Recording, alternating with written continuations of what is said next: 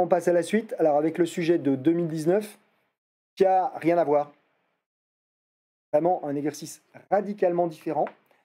On n'a pas de courbe ici, on a un tableau de valeurs, mais on ne vous demande pas de faire des valeurs, puisque c'est marqué ici, on utilise la méthode des vitesses initiales. Donc on nous donne les vitesses initiales, elles sont là, d'accord? On a les vitesses initiales pour un certain nombre d'expériences successives. Et dans cette méthode des vitesses initiales, comme je l'ai montré dans le cours, ce qui nous intéresse, c'est juste, on a changé les conditions, on a obtenu une vitesse initiale, on arrête l'expérience, on recommence dans d'autres conditions. Donc on peut faire des quantités très importantes d'expérience. Tout ce qui nous intéresse, c'est la valeur de la vitesse initiale de la réaction. Il n'y a que ça qui nous intéresse. La manière dont on l'a calculé, dont on l'a obtenu, n'a pas beaucoup d'importance ici. Juste, c'est important, c'est qu'on a changé les conditions et on a obtenu la vitesse initiale. Et ben, vous allez le constater, enfin vous l'avez déjà vu si vous avez le sujet sous les yeux, ça part d'entrée, puisque sans préavis, sans rien, on a directement la question qui arrive bien en tête. Donc vous avez le tableau, et la question c'est quel est l'ordre de la réaction par rapport à A. Point, c'est tout. Fin. Et vous avez suffisamment d'éléments dans le tableau pour répondre directement à cette question. Il n'y a pas besoin de graphique, il y a juste besoin d'un peu d'observation du tableau. C'est tout. On est relativement rapidement, c'est bien, on en a un tiers. Regardez comment ça part. Ah, c'est un peu dispersé. Une majorité courte de 2, j'ai l'impression. De réponse numéro 2, hein. D'ordre 2, je veux dire. Voilà, d'ordre 2. Mais donc, ordre 2. Mais c'est une majorité pas franche. Voilà, une majorité, mais pas tellement plus que ça. Alors, commençons à raisonner. On nous demande l'ordre de la réaction. Donc si on nous demande l'ordre de la réaction, c'est qu'a priori, la réaction admet un ordre. Donc ça veut dire que sa loi de vitesse doit s'écrire sous cette forme-là. Si elle admet un ordre, la loi de vitesse s'écrit sous cette forme-là. Voilà, c'est le principe de base. On a deux réactifs ici, donc on aura la concentration en A puissance petit a, la concentration en B puissance petit b. Et ça doit prendre une forme qui ressemble à ça, sinon c'est une réaction qui n'admet pas d'ordre. Qui pourrait être une réponse éventuellement, hein. Mais là, en l'occurrence, on part du principe que ça doit ressembler à ça. Et si vous regardez bien, dans ce qui est présenté ici, ça veut dire que quand on modifie la concentration en A, elle va être affectée par la puissance petit a. Et ça va influencer directement la vitesse de réaction. La vitesse initiale, on n'a que des concentrations initiales, donc la vitesse initiale. Si petit a est égal à 1, ça veut dire que quand je double la concentration en A, je dois doubler la vitesse de réaction globale.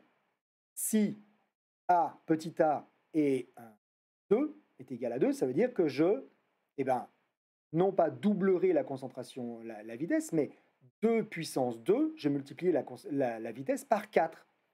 Donc si j'ai juste à vérifier ce qui se produit sur la vitesse quand je change la concentration initiale. Et selon ce que j'observe, je pourrais en déduire quelle est la valeur de petit a. Et ici, c'est simple, je vais simplement prendre deux colonnes, par exemple les colonnes 1 et 2, et ce n'est pas par hasard, hein, parce que si je prends les colonnes 1 et 2, je vois que entre les colonnes 1 et 2, j'ai doublé la concentration en A, mais j'ai laissé inchangée la concentration en B. C'est-à-dire que toute l'influence sur la vitesse initiale est liée à la variation de concentration en A. Et quand je double la concentration en A, je quadruple la vitesse initiale. 2 puissance A, c'est égal à 4, mais ça veut dire que petit a, c'est 2, tout simplement. C'est 2 puissance 2. Donc que l'ordre de la réaction par rapport à A, c'est effectivement 2. Donc c'est juste de l'observation en fin de compte, juste observer le tableau. Vous prenez deux colonnes où il n'y a que la concentration de l'espèce qui vous intéresse qui change, et vous regardez quel est l'effet de la variation de cette concentration sur la vitesse. Ici, je double la concentration en A, je multiplie la vitesse initiale par 4, c'est 2 puissance 2, donc ça veut dire que j'ai une augmentation, enfin une puissance petit a qui est égale à 2, donc un ordre 2. Voilà, donc maintenant on fait la même chose par rapport à B, c'est le même raisonnement, simplement cette fois-ci c'est par rapport à B. Voilà.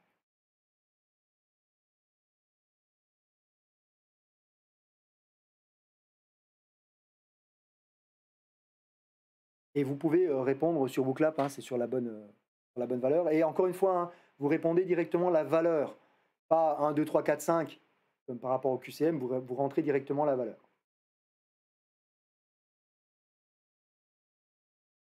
Alors, j'ai une question de Sarah qui demande pourquoi c'est écrit ordre partiel. C'est ordre partiel tout simplement parce que ici, comme j'ai deux réactifs, il y a deux ordres partiels et on a ensuite un ordre global.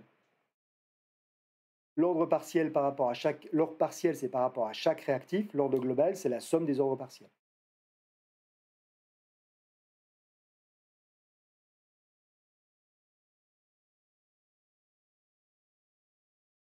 Et non, pour l'instant, j'ai pas encore l'ordre global, hein, donc on n'est pas dans le cas le plus difficile d'ordre 2. Non, non, pour l'instant, on ne sait pas quel est l'ordre global de la réaction.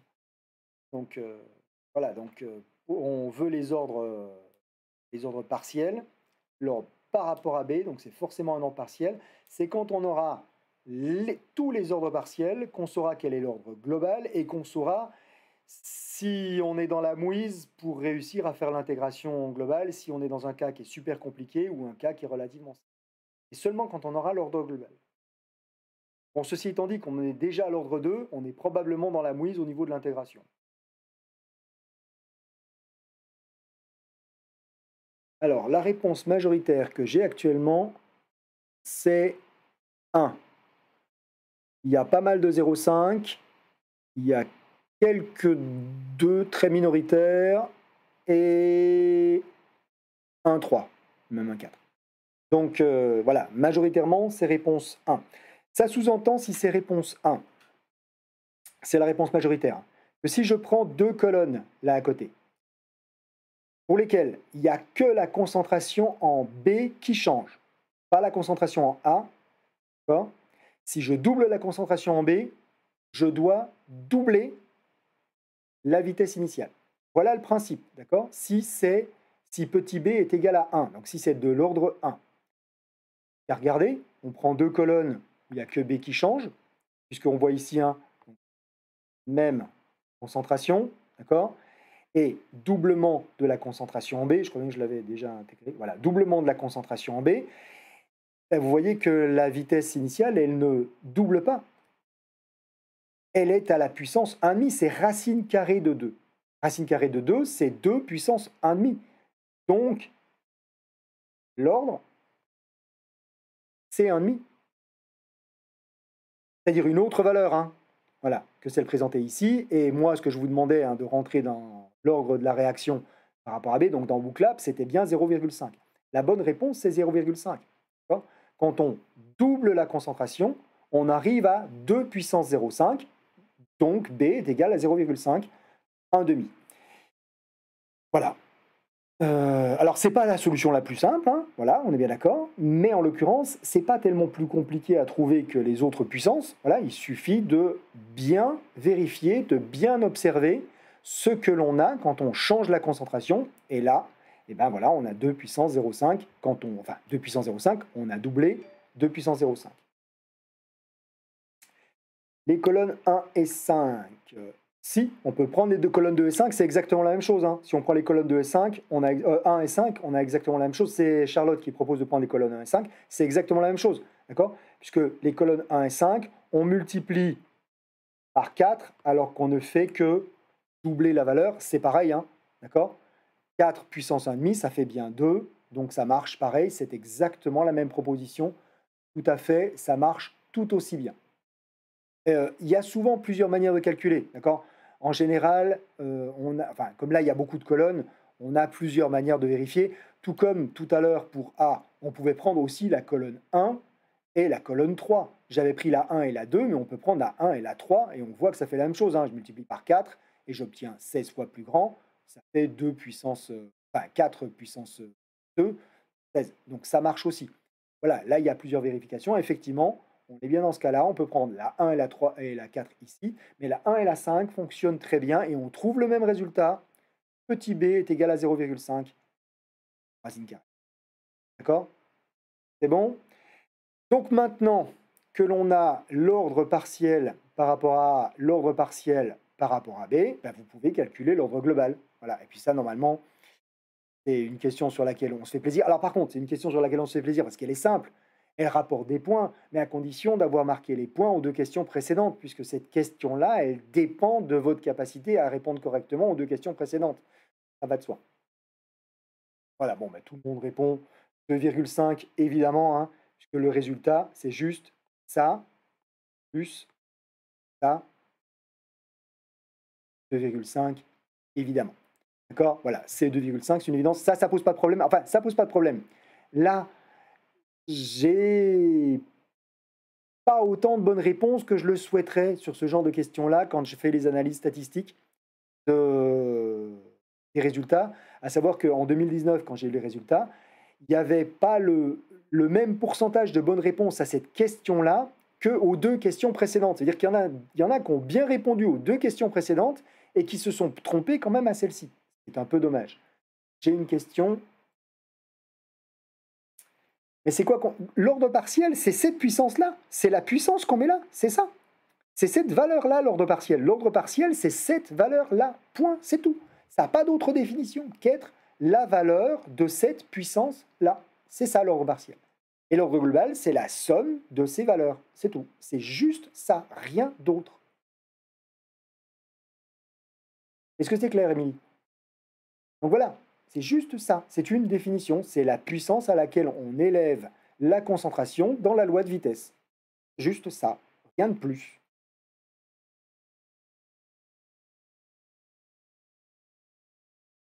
Parfait. Alors, une question qui ressemble à celle qu'on avait déjà eue. Hein.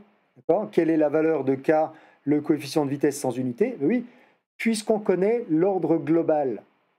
Maintenant, ça veut dire qu'on peut déterminer quelle est l'unité du coefficient de vitesse, puisque le coefficient de vitesse, son unité dépend de l'ordre global de la réaction. Alors, je vous mets... Donc là, c'est la valeur. Hein. On vous demande la valeur pour l'instant, et on demandera l'unité juste après. Donc là, la valeur du coefficient de vitesse. D'abord la valeur, puis ensuite l'unité. Donc la valeur, encore une fois, hein, vous rentrez la valeur numérique, d'accord? Mais vous rentrez la valeur numérique.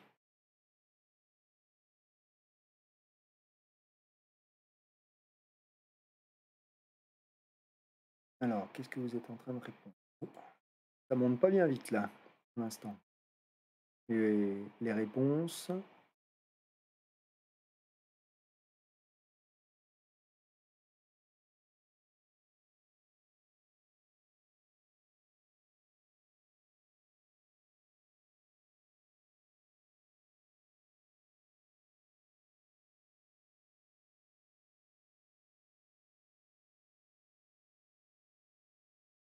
Alors, on a plein de valeurs différentes. Une valeur qui se détache, deux valeurs qui se détachent, enfin. 1,41 et 1. Deux valeurs qui se détachent, 1,41 et 1. Mais sans que ce soit très très franc entre les deux. Hein.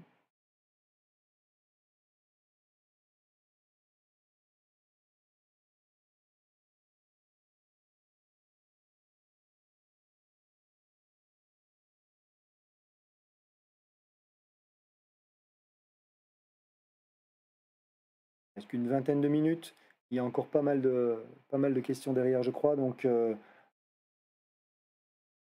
on va regarder ensemble pendant que vous continuez à raisonner. Il suffit d'écrire ça pour répondre. Si vous vous rappelez que la loi de vitesse, elle s'écrit sous cette forme-là. Vous avez forcément écrit sur votre brouillon. Hein, d'accord? Vous l'avez forcément écrit sur votre brouillon à un moment ou à un autre. puisque c'est le travail qu'on a fait sur les trois questions qui se trouvaient avant. D'accord? Donc, vous avez forcément écrit ça. Ben, regardez, ça se voit, ça se voit. Vous avez juste à mettre les valeurs dedans. Vous prenez n'importe laquelle des 6 colonnes du tableau qui se trouve ici. N'importe laquelle. Vous mettez les valeurs dans l'équation qui se trouve là-haut et vous calculez K.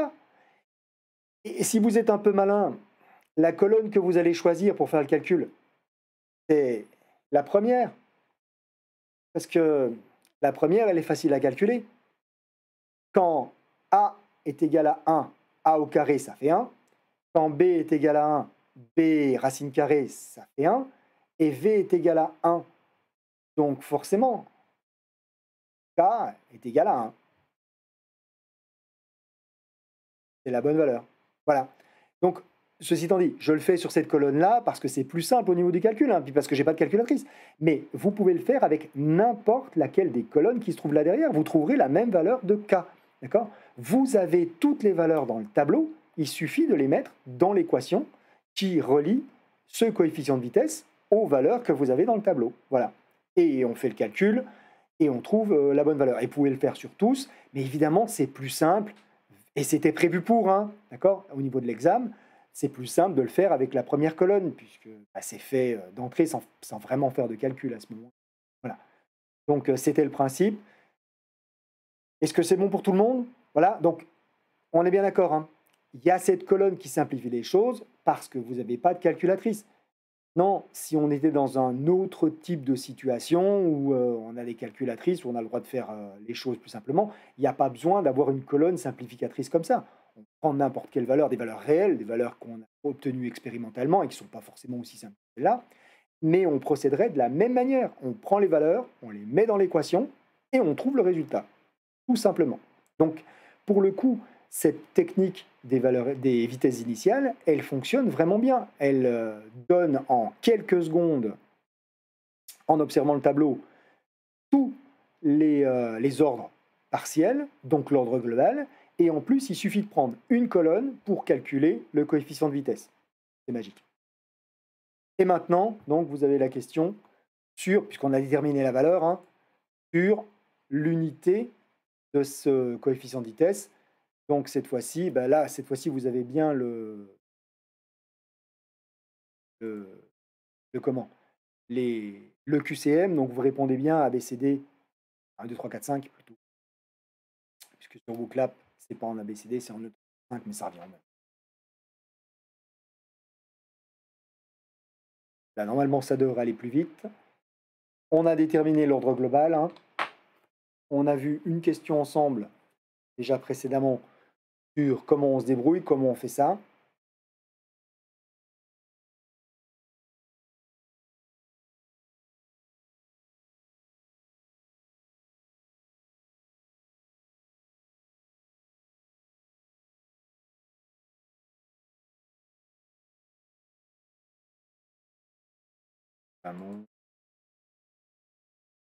Ah, il y a encore des hésitations.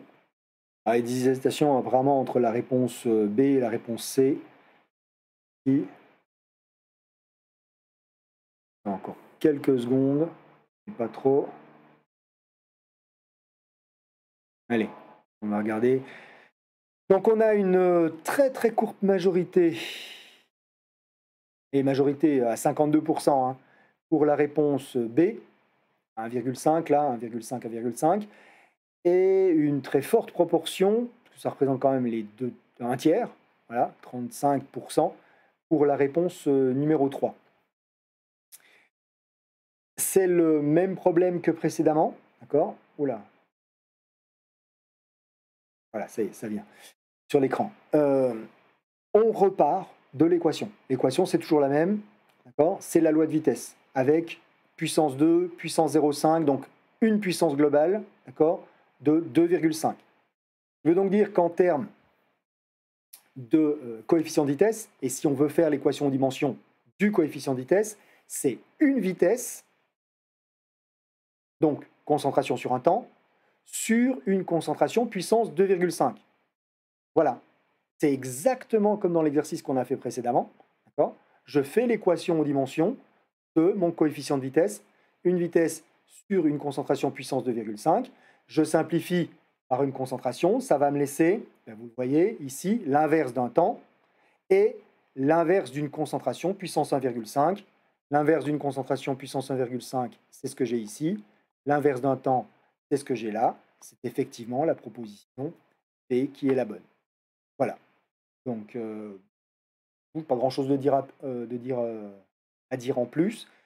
Procéder de cette manière-là, ça fonctionne à tous les coups, et vous voyez que ça fonctionne même quand on est complètement en dehors des clous des ordres que l'on a étudiés un peu plus précisément ensemble, 0, 1 ou 2.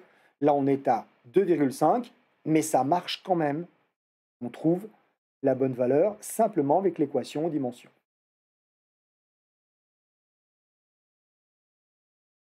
Et là, il y a juste un calcul à faire, donc allez, rapidement le calcul, je vous affiche la question sur Booklab, vous faites le calcul en quelques secondes, vous avez tout ce qu'il faut pour faire. Voilà, c'est bon, tout le monde a, enfin tous ceux qui ont répondu déjà ont compris, je laisse afficher les résultats. Oui, tout simplement, là, pour le coup, j'avais prévu cette question-là pour donner 2 points supplémentaires à ceux qui étaient arrivés jusque-là. Puisque ce qu'il suffit de faire, c'est de mettre les valeurs dans l'équation, encore une fois. Vous mettez la valeur dans l'équation. On a K, on a les 2 puissances. Là, il suffit de mettre les valeurs dedans. Et on trouve le résultat. Donc K, on a déterminé que c'était égal à 1. 9 au carré, ça fait 81. Racine carrée de 9, ça fait 3. C'est 3 fois 81, quoi, donc le 143 qui se trouve là. C'est aussi bête que ça. Là, c'était vraiment aussi bête que ça. Voilà, juste ça. Filer 2 points de plus de bonus à ceux qui étaient arrivés jusque-là.